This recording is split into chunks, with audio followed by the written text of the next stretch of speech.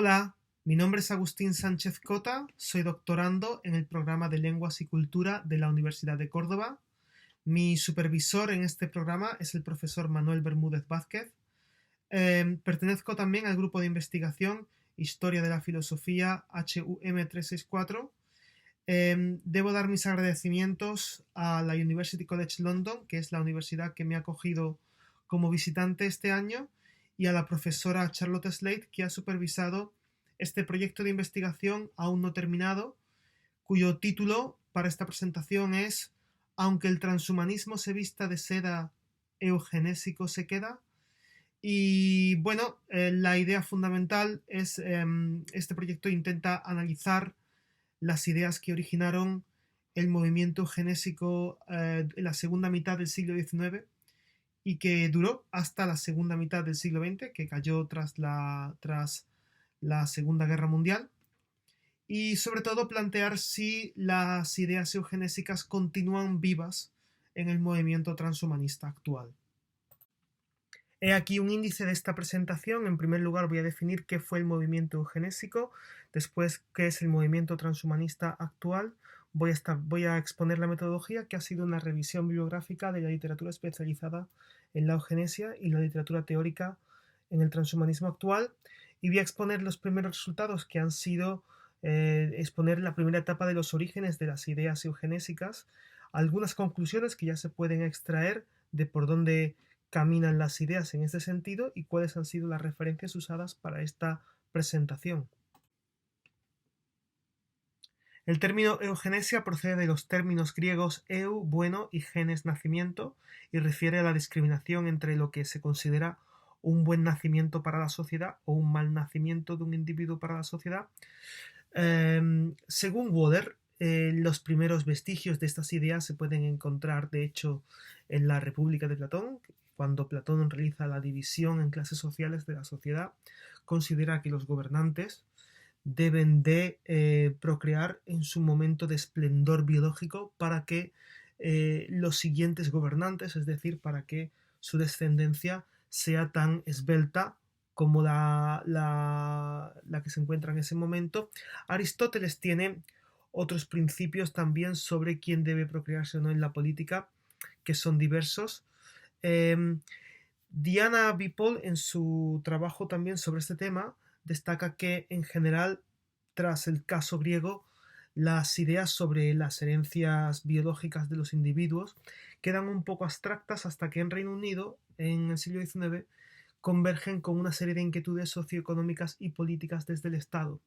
Se funda la ciencia del Estado o la estadística, y al mismo tiempo todo esto se suma a la nueva teoría de la evolución de Darwin. Galton acuña el término eugenesia como aquella ciencia que investiga las influencias que mejoran y desarrollan las cualidades originales de la raza. Con este proyecto funda unos laboratorios que intentan conocer los mecanismos biológicos hereditarios del ser humano. Debería de haber usado el término genéticos, en realidad de biológicos, pero en aquellos tiempos no se conocían aún los genes. Fuera de su control se funda una sociedad de educación eugenésica, un colectivo, una asociación que intenta divulgar una vaga idea de la importancia de la herencia biológica en la sociedad, e intenta hacer presión política para que se funden leyes que controlen la reproducción humana. En el fondo, bueno, pues fue un proyecto pseudocientífico y también político basado en prejuicios clasistas de la época, que luego dieron lugar a diversos grupos alrededor del mundo que defendieron desde la misma manera prejuicios racistas, sexistas, xenofóbicos y capacitistas. De hecho, actualmente el Instituto Nacional de Investigación del Genoma Humano, que es el más grande del mundo a este respecto, lo define como una teoría científicamente errónea e inmoral de mejora racial y planificación reproductiva, o lo que es lo mismo, un racismo científico. Por su parte, el movimiento transhumanista actual se define como el deseo de mejorar la condición humana, desarrollando y haciendo disponible tecnologías que permitan eliminar el envejecimiento y que aumenten las capacidades humanas. También se define como el estudio de las ramificaciones, promesas y daños de esas tecnologías. Podemos ver que la primera definición es pragmática, es lo que quieren poner en práctica. La segunda es una definición, digamos, más filosófica y científica sobre el estudio de esas tecnologías, pero en ambas se supone que esas tecnologías son inevitables.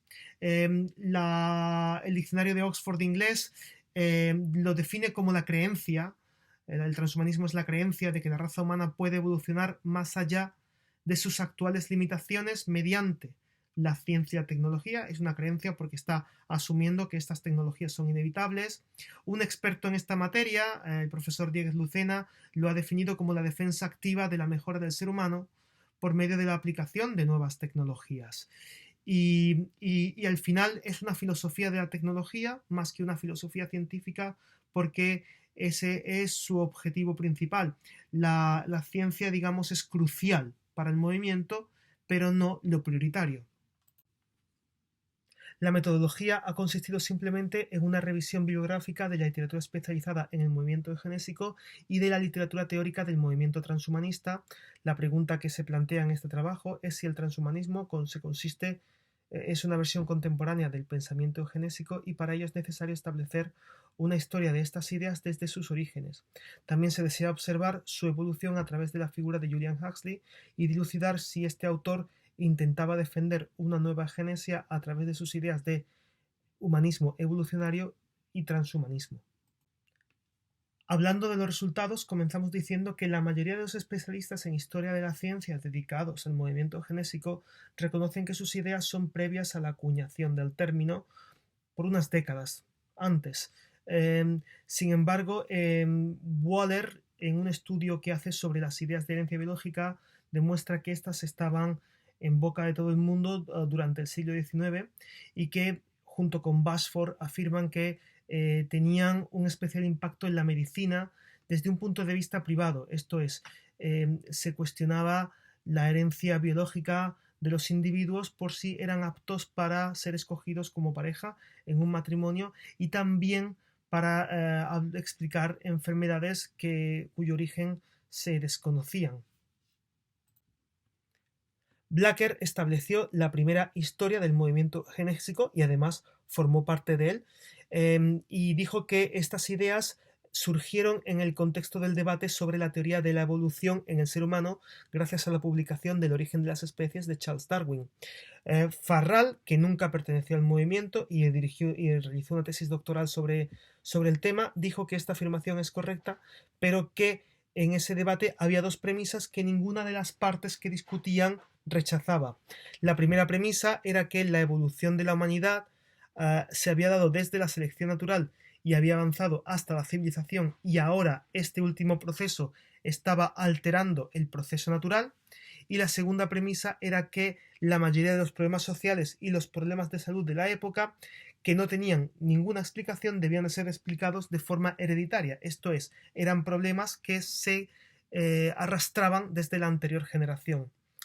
Un ejemplo perfecto de estas premisas se puede encontrar en la conferencia Evolución y Ética de Thomas Henry Huxley, donde de hecho Huxley establece una historia del progreso humano desde una ética natural, es decir, desde una selección natural, que él llama ética, una ética salvaje, hacia otro tipo de ética, una ética que sería la humana y civilizatoria. Este debate se enmarca en un debate mayor, que es el denominado en filosofía el debate entre naturaleza y cultura, y que así, por ejemplo, de hecho trabaja esta obra escrita por Gillette con ese título, que precisamente comienza discutiendo las ideas eugenésicas. En aquel momento, a la segunda mitad del siglo XIX, en ese debate lo que había era una respuesta escalonada, es decir, esa premisa estaba diciendo que, bueno, pues que, claro, el ser humano, esa respuesta estaba diciendo que el ser humano, en primer lugar, la naturaleza era su condición, porque era la que estaba rigiendo la evolución biológica del individuo, pero luego decía que la condición humana era la cultura, porque ahora la cultura, de hecho, impedía cualquier proceso natural de evolución humano. Entre las diferentes posturas de este debate sobre la evolución del ser humano, Estaban los reformistas, que planteaban que el entorno era un factor fundamental. Los reformistas eran sociólogos y funcionarios que analizaron las condiciones de la sociedad urbana de Inglaterra y mantuvieron que el entorno estaba afectándoles y que era la fuente de sus comportamientos antisociales y de sus enfermedades. Eran lamarquianos, mantenían la teoría lamarquiana de los caracteres heredados, y en consecuencia defendían que si se mejoraban las condiciones urbanas de estos individuos, adquirirían mejores caracteres y estos pasarían a la siguiente generación. En segundo lugar estaban los darwinistas sociales, capitaneados por Herbert Spencer, que mantenían que la civilización en realidad era un nuevo tipo de selección natural y que por tanto en la sociedad actual se mantenía la ley de supervivencia del más fuerte. Adam Cooper, profesor de antropología de la London School of Economics, ha defendido que esta teoría es una filosofía de la historia determinista del ser humano y que en realidad lo que estaba simplemente es defendiendo el statu quo establecido de la época y que por eso era tan popular. La postura que luego sería la postura eugenésica, en principio estuvo defendida por Francis Galton, quien luego acuñó el término, y William Gregg. Ambos defendían la idea del mal civilizatorio, es decir, si la civilización estaba restringiendo la selección natural, esto en realidad estaba siendo un problema para la evolución humana. Pero Alfred Wallace propuso una filosofía de la historia del progreso humano completamente diferente. Sí, planteaba que había una primera época de selección natural y una época actual en la que la civilización estaba restringiendo esa selección, pero decía que la civilización daría lugar a la posibilidad de una selección artificial y controlada que sería una mejor evolución del ser humano. Esta postura es importante, ya que una evolución controlada artificial del ser humano es una posición cercana al transhumanismo. Existió un conflicto entre Galton, Gregg y Wallace en este sentido, porque Gregg planteó que lo correcto no era adoptar esta futura evolución artificial civilizada, sino intentar regresar a esa selección natural, pero en el libro Genio Hereditario de Francis Galton, Galton propuso maneras artificiales de controlar la selección biológica humana y con consecuencia se acercó más a la postura de Wallace y se alejó de la de Gregg. Existen una serie de eventos importantes que popularizaron el término de la eugenesia en las últimas décadas del siglo XIX. En primer lugar, Galton acuñó el término en 1883. La filósofa James Humes Clapperton publicó su libro Meliorismo científico, donde habló de una filosofía de la historia dividida en tres etapas: una etapa natural, donde la selección natural tenía poder sobre el ser humano; una etapa simpatética, que es esta etapa en la que la civilización estaba coartando a la selección natural, y que habría una futura etapa de una selección artificial controlada del ser humano. Podemos ver que Clapperton estaba siguiendo claramente los pasos de Wallace. En la conferencia de Romanes de Thomas Huxley, Evolución y Ética, que hemos mencionado anteriormente, Huxley no solo popularizó las ideas eugenésicas, sino que también, al afirmar que la selección natural podía entenderse como una especie de ética de la naturaleza y que nuestra ética humana era una ética civilizatoria y había una historia de progreso de la una a la otra, se podía entender que en realidad el darwinismo social era una falacia porque planteaba el regreso a una ética primitiva natural. Y por último, tenemos que hablar de la teoría del plasma germinal de Weizmann, que creó la distinción entre las células de línea germinal, aquellas células que sí transportaban material genético a la siguiente generación, y las células somáticas que no lo hacían. Con ello pudo refutar la teoría lamarquiana de los caracteres adquiridos, y la posición reformista también cayó. De manera que ya no se podía plantear que una reforma social podría concebir que las personas mejoraran en calidad de vida y en consecuencia automáticamente eso pasara a la siguiente generación, cuando la respuesta, que ya la sabemos, es que si mejoramos las condiciones sociales, evidentemente la siguiente generación también se puede beneficiar de ellas.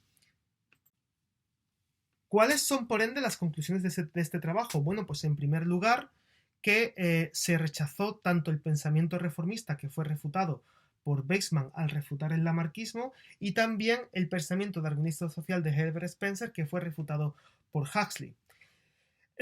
Hubo un auge de las ideas eugenésicas a finales del siglo, en los últimos años del siglo XIX, que permitiría su institucionalización en los primeros años del siglo XX, pero tenemos que admitir que la idea de selección artificial y de evolución artificial y controlada de la sociedad humana también se encontraban imbuidas en este movimiento, y son ideas que actualmente se pueden encontrar en el pensamiento transhumanista. Al mismo tiempo, aunque Galton, en Genio Hereditario, defendió una posición liberal sobre la eugenesia, planteó que podía haber pequeños grupos que podían evolucionar a su manera en pequeños estados o pequeños territorios. Lo cierto es que tras la teoría de Weizmann se planteó que solamente se podía mejorar al común de una sociedad a través del Estado. En consecuencia, claro, se rechazó una posición liberal de la eugenesia y se admitió una versión estatalista, que fue la que luego se aplicó a lo largo y ancho del siglo XX. Aquí se pueden ver las referencias de este trabajo y muchísimas gracias por su atención.